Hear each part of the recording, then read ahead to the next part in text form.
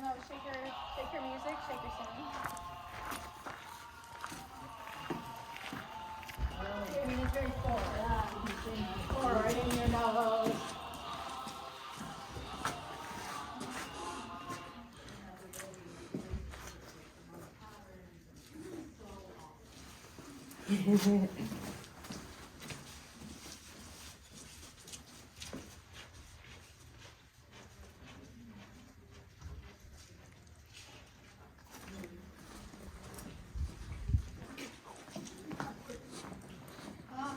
If you want to come, you can come.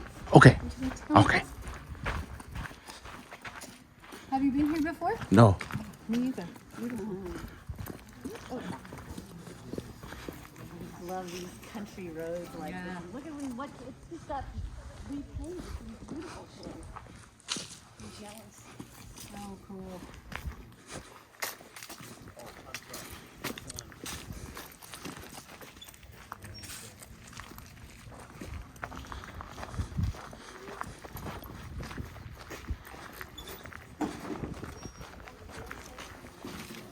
Thank you.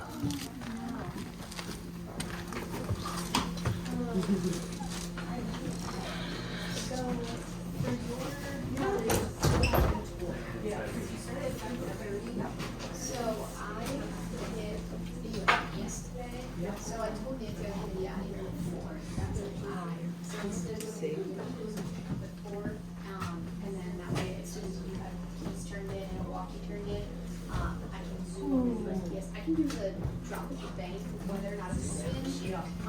But the post office is at 6 today. So everything. Yeah. Which I'm sure. Hammond's Candies. Denver, Colorado. One of the only remaining candy factories in America.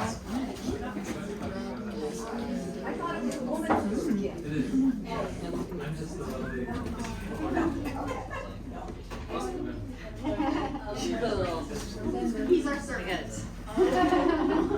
How many do we remember? Well, that's not bad. That's good. Hi. And have you all been here? It's 10. Glad to hear that. Smaller, is there any buildings that you can visit?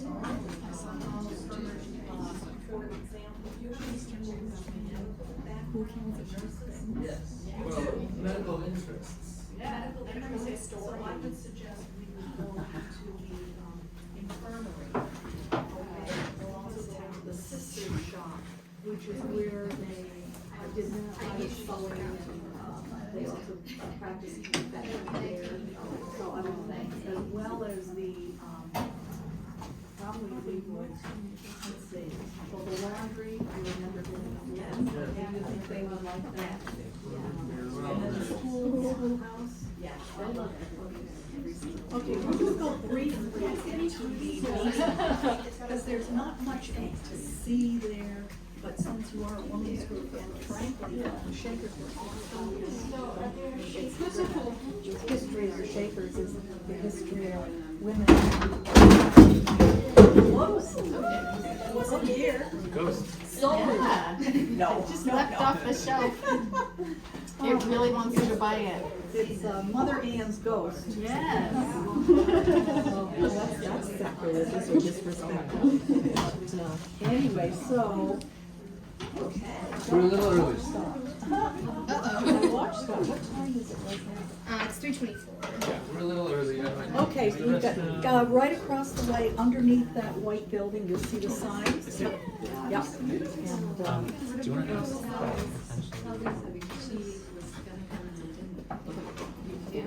okay. You tell us. We'll gather right outside. Meanwhile, shop around. You will. You can't, so because the shop is not. So So sorry, you know, among my very favorite episodes. You can come and swim with me. I know. Just in the day. And I could have the wonderful, see the birds and then eat the food. Oh, that's so good.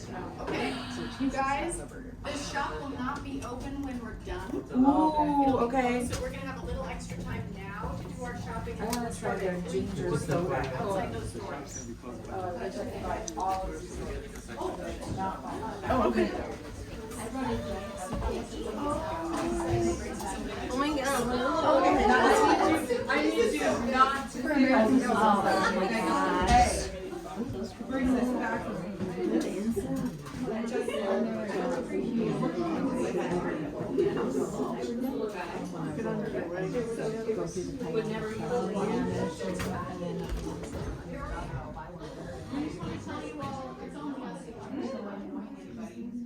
I'm sure we'll see this on the tour, but stuff keeps jumping. Yeah.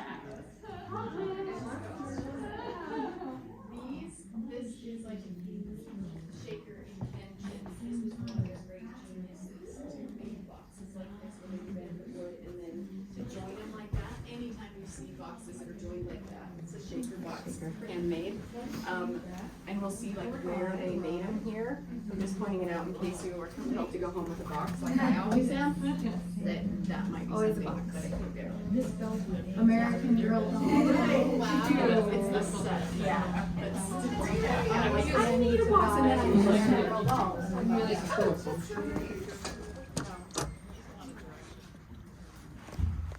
You having a good senior year? This is the part that does not like school. So, what do you? That was my senior 2 years ago. I know you're not following. Let's all move this way. Good, good, good. And we'll do a few, different combinations from this. Okay, well, you tell us what to do. All right. Can't see your eyes. Yeah. And glasses, you all wear. Hi. You do. I mean, I can talk, but Okay.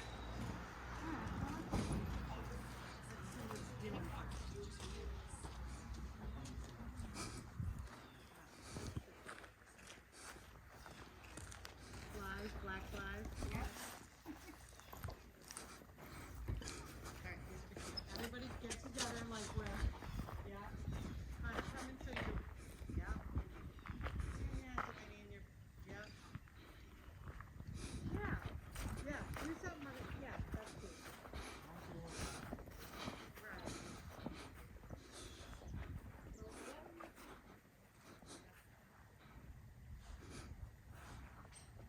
Okay.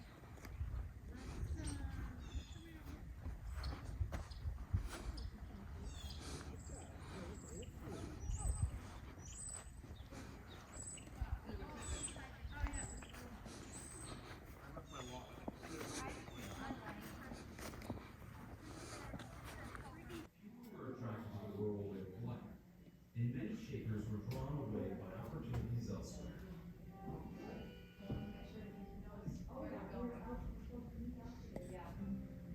For LDS King, however, the gradual decline in numbers is no story of failure.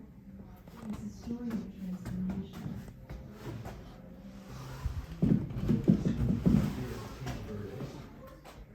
More than 2,000 people lived in the village. And today, the LDS King called the life and truth of Shaker values, basic dignity, simplicity, and innovation that gave rise to a quintessential American movement. Those would live on in other ways, enriching the style of generations with a vision, freedom,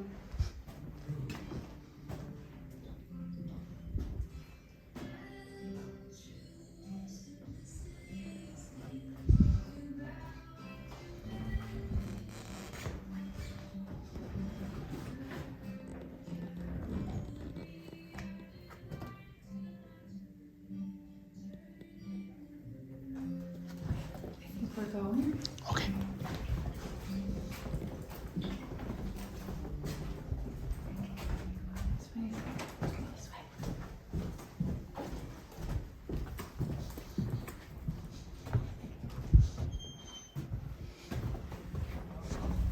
He's right here. Hi, guys. Is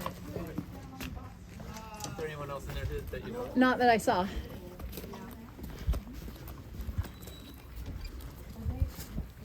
hear people around the corner.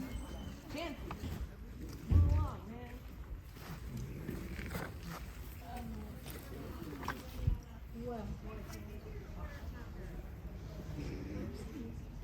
That's the way to get in front of your mom. Very good. Okay. If I could have your attention. Our tour is going to start. Just a few rules ahead of time. Absolutely no open bottles in any of these buildings. Okay. Everything in the building, including floors and woodwork and windowsills, are artifacts. So we need to be respectful of that. Also, no eating in any of the, including candy, any things in the buildings as well. You can't believe that I actually find things stuck on things, so please be respectful of that. We have some other rules, darn it, but no videoing of any of the interiors or my speech to you. You can take pictures, but please do not activate your flash. That goes for cell phones and it goes for regular cameras. My name is Mary Evelyn Monty, and I want to thank you for coming to Canterbury Shaker Village. We're going to go on a special tour for this special group today. We are going to start out in the infirmary and take a little walk through there, where hopefully you'll develop a new respect for modern day medicine. We'll be walking over some rough ground, so just watch where you put your feet. Feel free, please, to interrupt me and ask questions as we go along. It often, yes, okay. I just realized, sorry, remind me your name, Mary Evelyn. Evelyn. Mary Evelyn. I just realized that if they're going to be closed by the time our tour is done, I should probably pay now. Oh, Drew. I'll Then I can- continue with my speech and go and do that. You've been here before. Oh, that's very nice. Because we do like money. So anyway, my name is Mary Evelyn because I have a North Carolina father, and I can say my name in his tongue, Mary Evelyn. It was a horror when I was in the second grade here in New Hampshire, but that's another story. But anyway, we're going to be walking over some rough ground. There are a few stairs to climb, and there are places where you can sit, particularly in the meeting house where we have benches and chairs and so forth. But it sounds like none of you have been to a Shaker museum before. I mean, you might know a little bit about the Shakers, perhaps, that you probably knew that they lived communally, that they were a religious organization, they practiced celibacy, they wanted to live away from the world. But you may not know that this religious movement, which is of the Protestant variety, had its start in Manchester, England. Anne Lee, the founder of this movement, was born in 1736 in Manchester, England, to a poor family. Anne Lee herself was illiterate. She could not read or write, yet she established a religious movement that is still in practice today, from 1774 to today. Anne Lee fell in with a group of renegade Quakers, and what made them renegade is they proselytized in the streets of Manchester, England. They whirled and twirled and spoke in tongues and jumped up and down and shivered and shook because they were so filled with the Spirit of God. Now, this did not go down well with the citizens of Manchester. This group, who actually called themselves the United Society of Believers in Christ's Second Appearance. The citizens of Manchester began calling them the Shaking Quakers, as opposed to the Believers or the long name that they had developed. But this group took that name for its own, just like the homosexual communities. If you called someone queer 40 years ago, your mother would probably slap you. But today, people accept that name and the sting is gone from it. The Shakers did the very same thing. Anne Lee was thrown into prison many times. She was fined, she and her group were fined. During one of her prison stays, Anne Lee received very powerful visions from God, telling her that she should leave England and come to the new world and establish God's new church in the new world.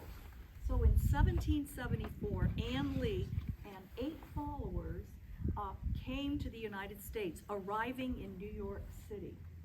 So think about this. Ann Lee and her followers totaled 9 Shakers in the United States in 1774. But by 1815, there were 19 Shaker communities in the United States with a membership approaching 6,000 people. And how did they do that? People converted.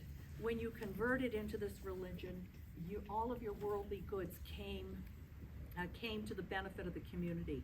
If you were a married person, your marriage was dissolved and you never again lived together as husband and wife.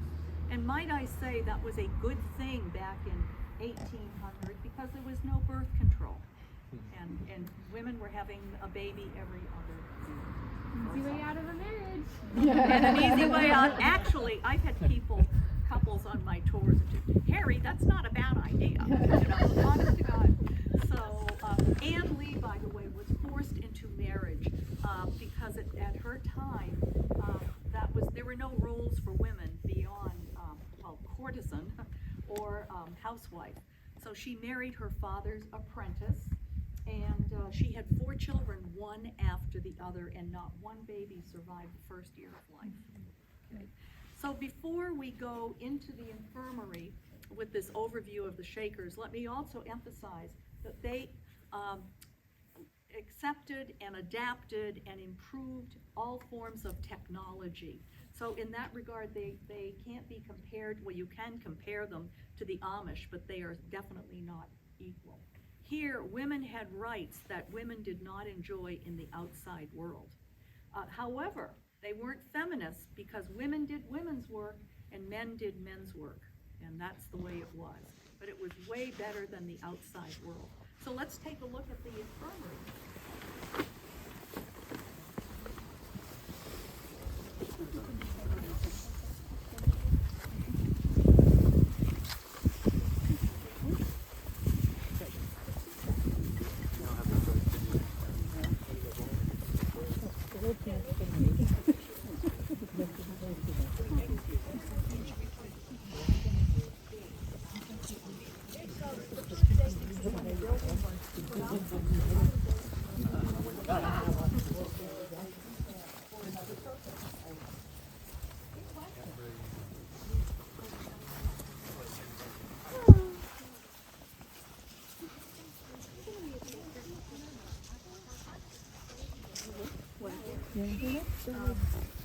I kept him out of the marital bed, as it were, but they still remained married.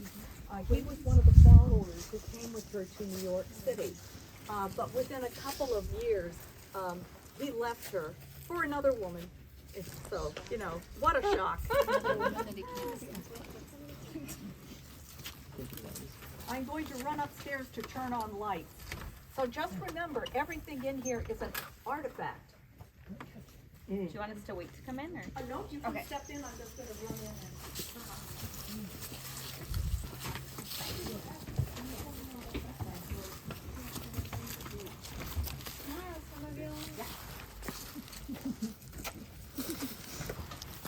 Andrea, we're going in here because you are with us, basically.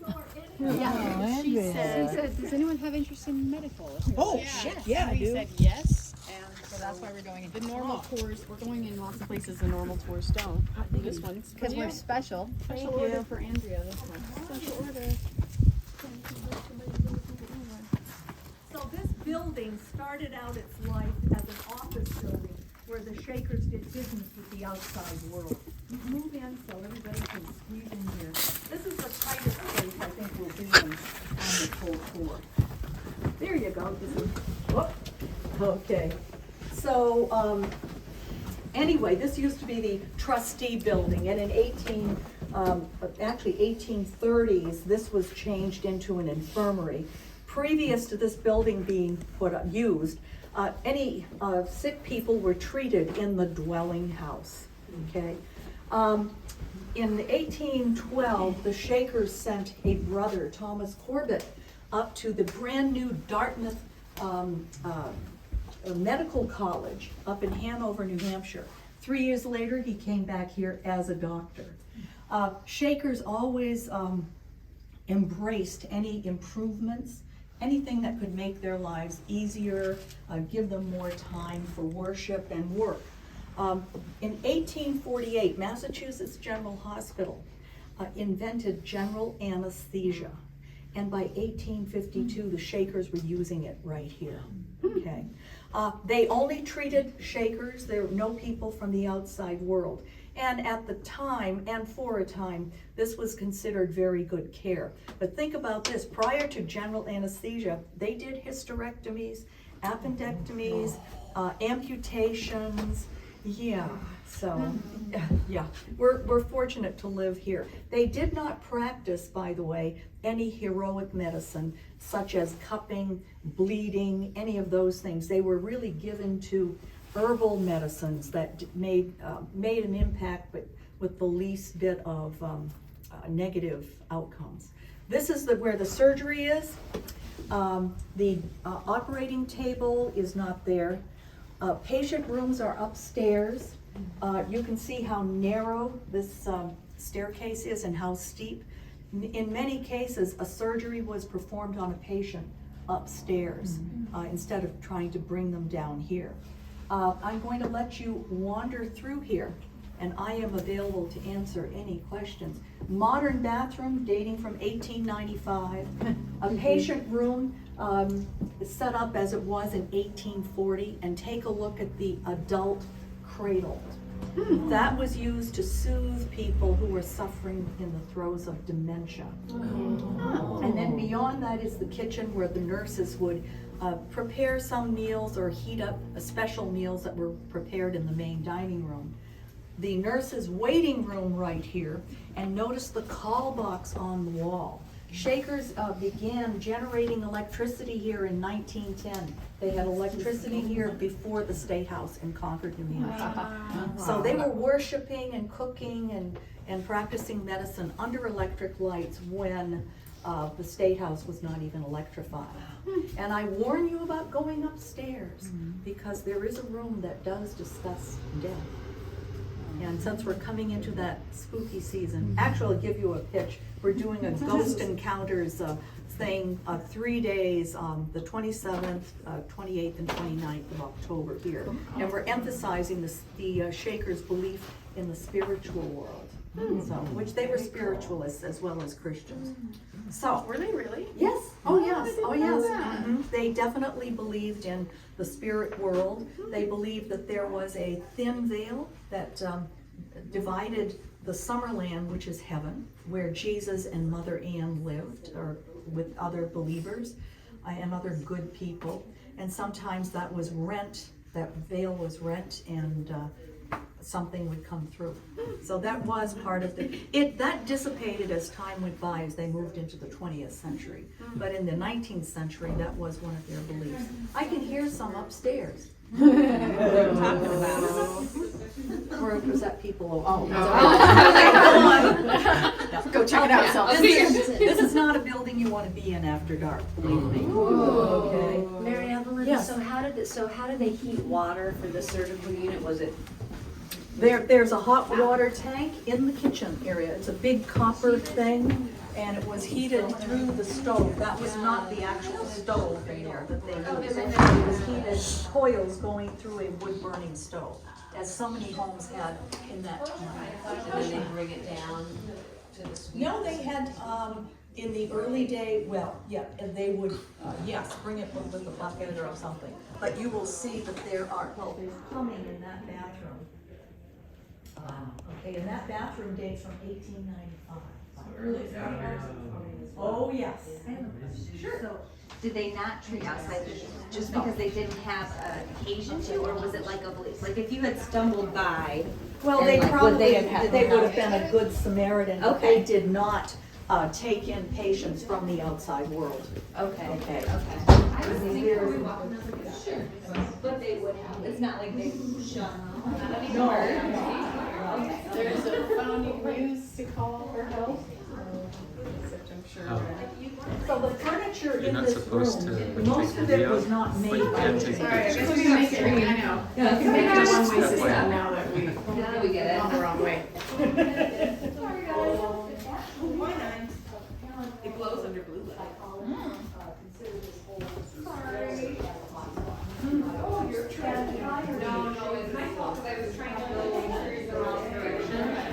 I mean, I am going the wrong direction, so it'll be fine.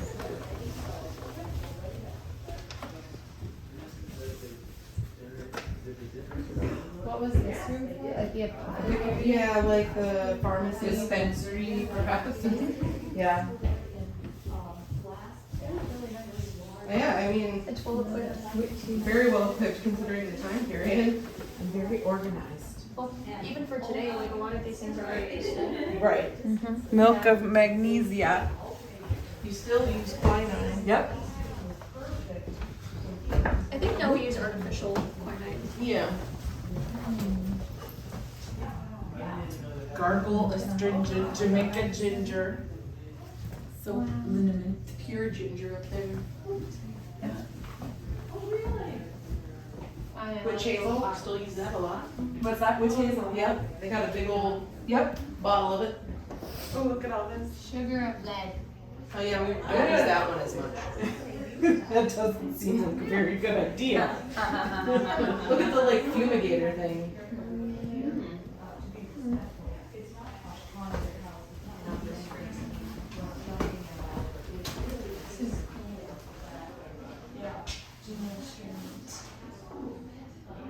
I like your modern toilet.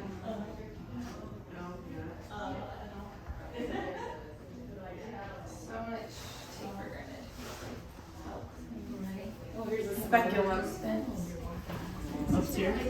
Oh, good.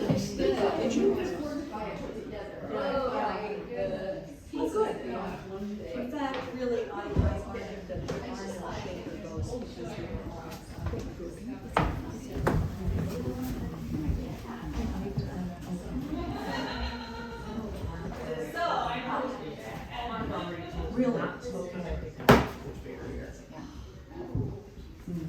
Mr. Howard. Video, only pictures. Only picture? Only picture, no video. 1960. And you are all too young to know what was going on in the 1960s. But there was a movement for communal living far out in the 1960s. And the young people were coming up here to chat with the remaining 3 Shaker sisters. To inquire about living here communally, but you can imagine the ethos was definitely not the same. Anyway, the remaining sisters placed this property into a museum trust so it could never be developed. At its height, we had 3,000 acres here. Today, we have 700, which is still a lot. So can you picture, though, if they hadn't put this into a museum trust, there could be a fabulous golf course going on here. And the dwelling houses could be turned into luxury homes.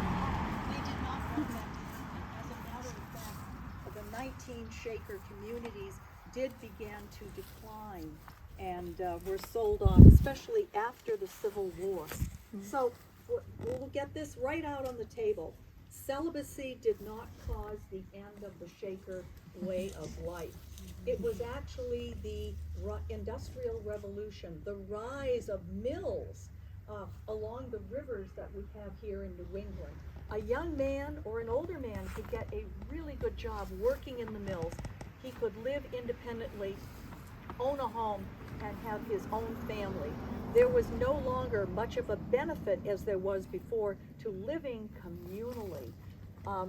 When Ann Lee came here in the United States, most people were living as subsistence farmers.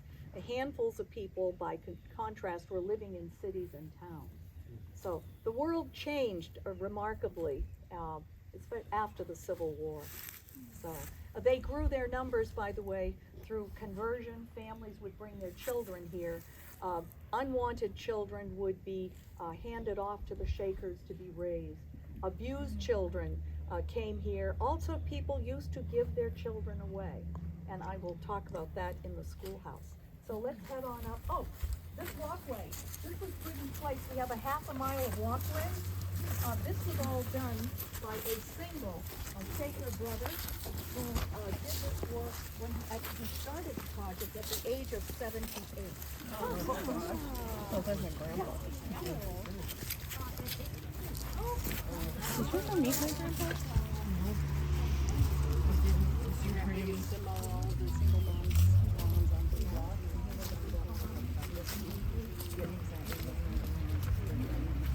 Right. My grandpa, yeah, there's apples. My grandpa died right before the pandemic. And he was still out there when his own driveway. I was just asked, what is their policy on alcohol? Right here in Canterbury Village, Shaker Village, this group was famous for their blackberry wine. And one of the uses of the blackberry wine, aside from being a special treat to be enjoyed, a small glass of it was given to small children before they were sent off to bed. Yeah. And they did brew a beer, and also they brewed another thing called switchel, which sometimes did have had developed, fermented, and had a little alcohol in it. But they did not disapprove, but it was not proper to be intoxicated. So that's the level that it was. The brothers also smoked pipes, and we know that because we found remains of pipes all over here, tobacco. But none of the sisters? No. Well, that's not just a religion. It had nothing to do with religion. It was societal. You just, a well-bred, a nice woman didn't smoke a cigarette or a pipe or anything like that. If you were a lady, yeah. What if someone was found having What they did was, first of all, when you made that big commitment to come here, now you've sold all of your property.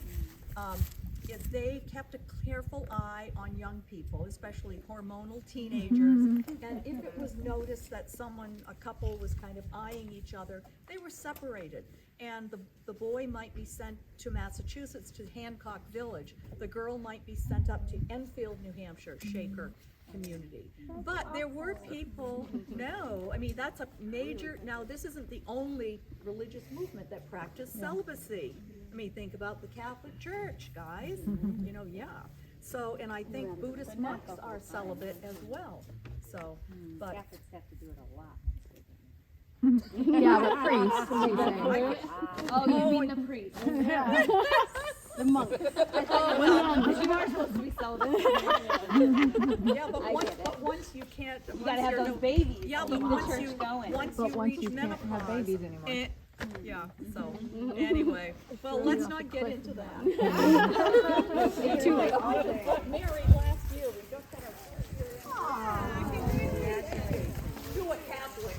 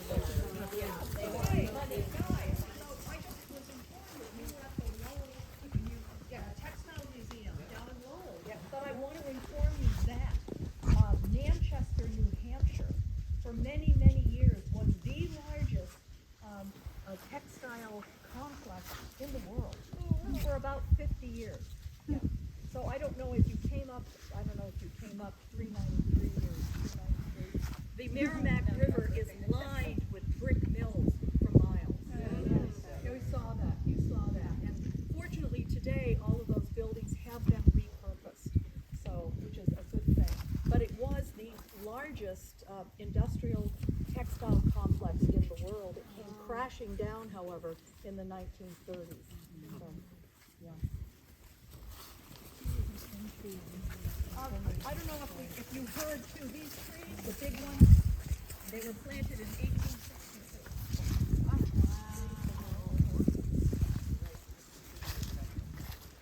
That grass looks fake, it's so green.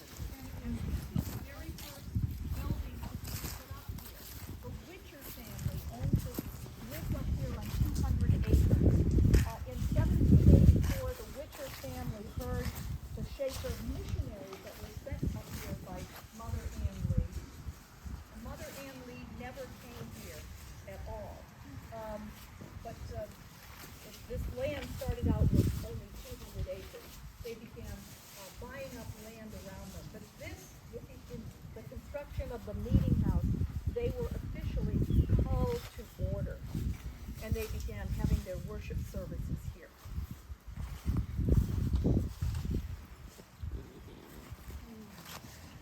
Ashamed to turn, turn is our delight. By turning, turning, we come down right. There you go.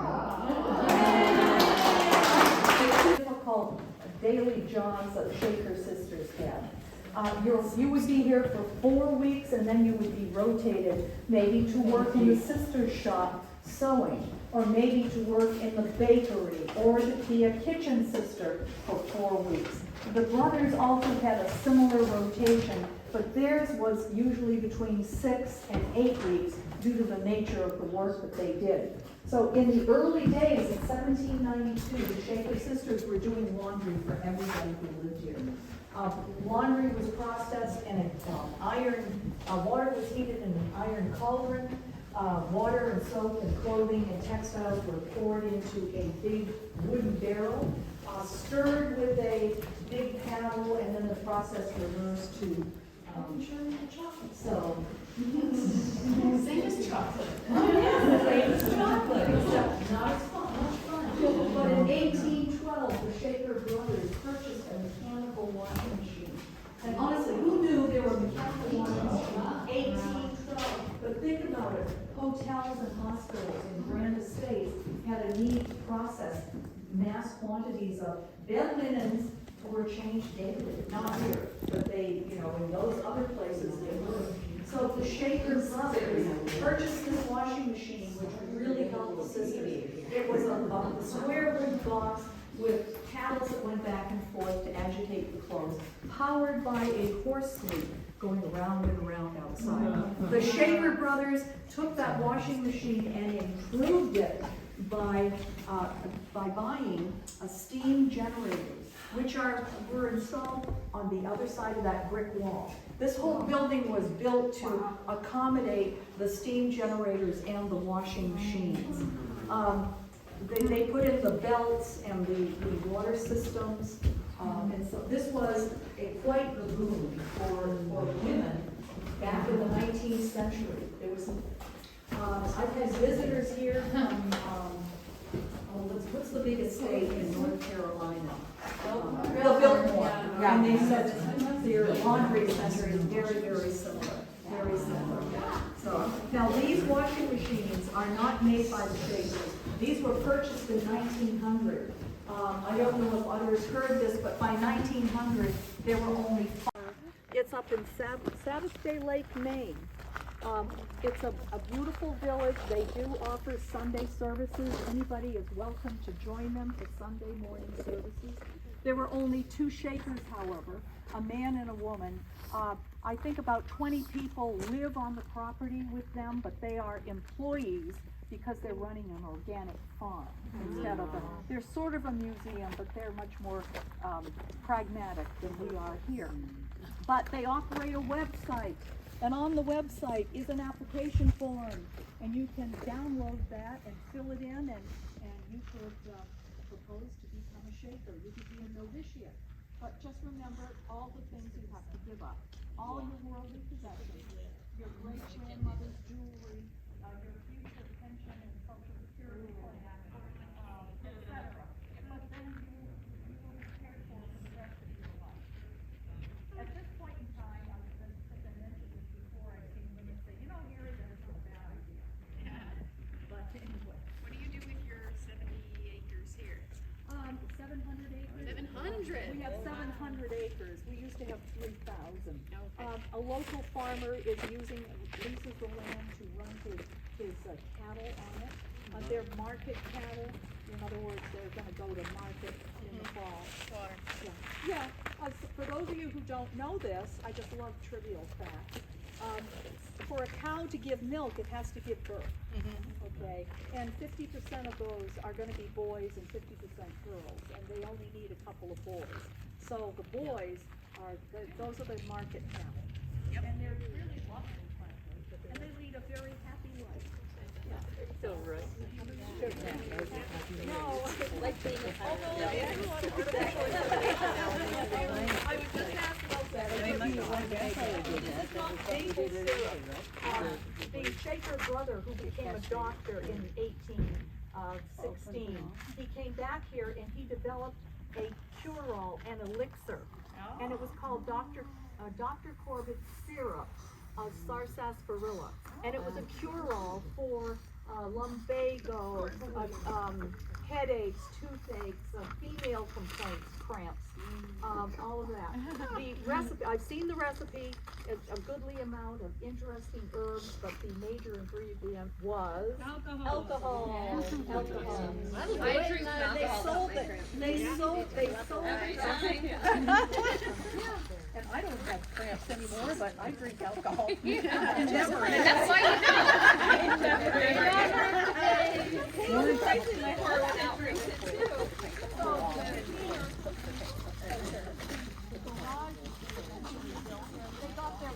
To this community, and we know that parents brought their children with them when they converted. But also people in the 19th century used to, they gave children away. Okay. So one of the last, the other Shaker elders here at the end, her name was Gertrude Sewell. Her mother died when she was a little girl, about 7 or 8 years old. Her father remarried shortly after his wife died. And the new wife did not want to raise his 2 little girls. Oh. So he brought them to actually Alfred, Maine, and turned them over to the Shakers. Now, Gertrude, her sister left when she became of age, but Gertrude signed the covenant and became a Shaker, and eventually came down here to Canterbury as Alfred, Maine closed. But that was relatively common. So Shakers, the education that children received in the Shaker world was considered to be a really good one. In 1802, a man, his name is Joseph Young, he was the superintendent of schools in Albany, New York, which was right next door to Mount Lebanon, the senior ministry of Shakerism. He converted, he became a Shaker. And by doing so, he also developed a system of education for Shaker children that was adopted, embraced throughout all of the Shaker communities. Now, it was very strong in the practical arts, meaning mathematics, as well as robust reading and comprehension. You had to be able to read and write well because you had to read instructions, you had to write instructions, read recipes and so forth.